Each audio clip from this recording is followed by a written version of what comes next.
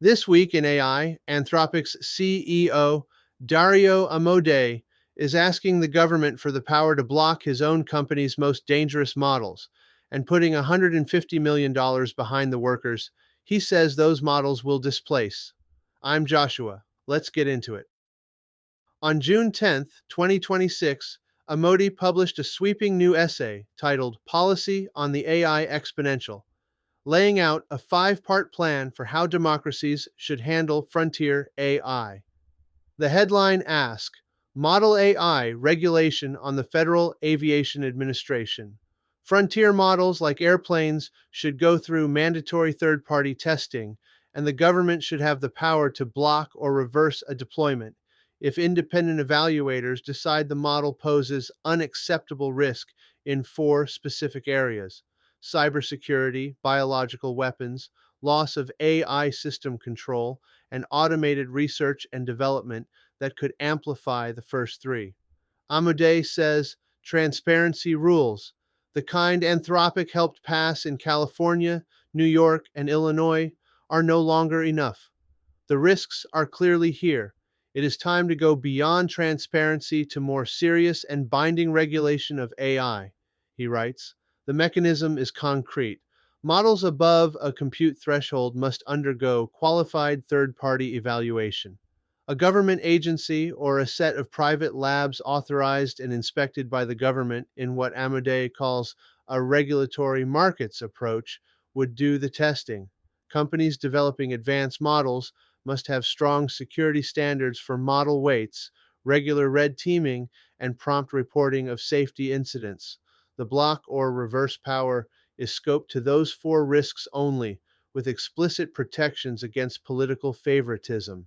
Decrypt, reporting on the essay, notes the four risk categories match the categories Anthropic's red team has been using internally for the past year. Anthropic is not just asking. The same day, the company committed $350 million to policy research, government partnerships, and nonprofit work to back the proposals, on top of the $200 million Amodei pledged in May to study AI's economic impact. Then on June 11th, Anthropic launched Claude Corps, a national fellowship program that will train 1,000 early career workers in AI tools, pay them full time for a year, and place them with nonprofits across America.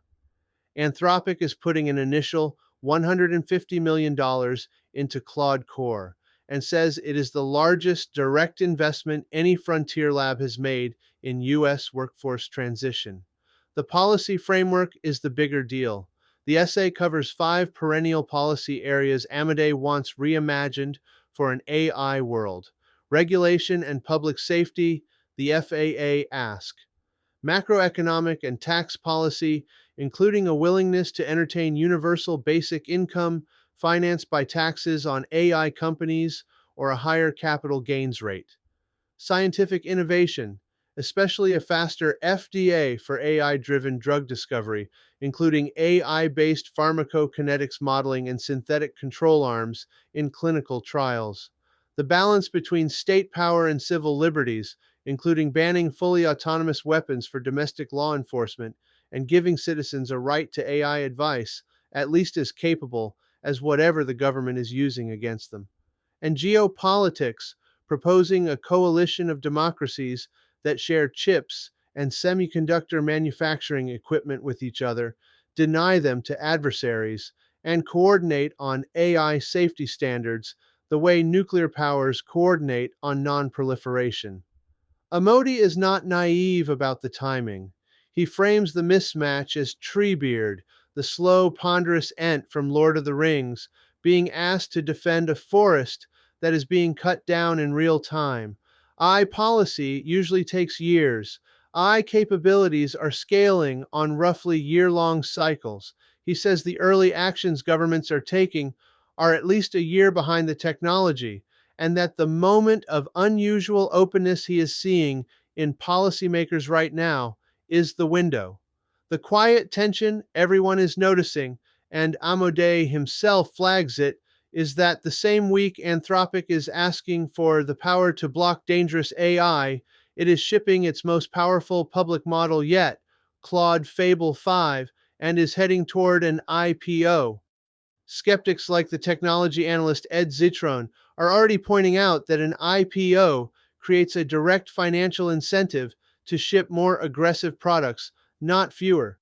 Amodei's answer is that the labs have a duty to be transparent about the risks precisely because the risks are real, and that public pressure, channeled into binding rules, is the only path that does not end in either a catastrophic accident or a sudden seizure of power by a few private actors. That's the wrap. Sources in the description.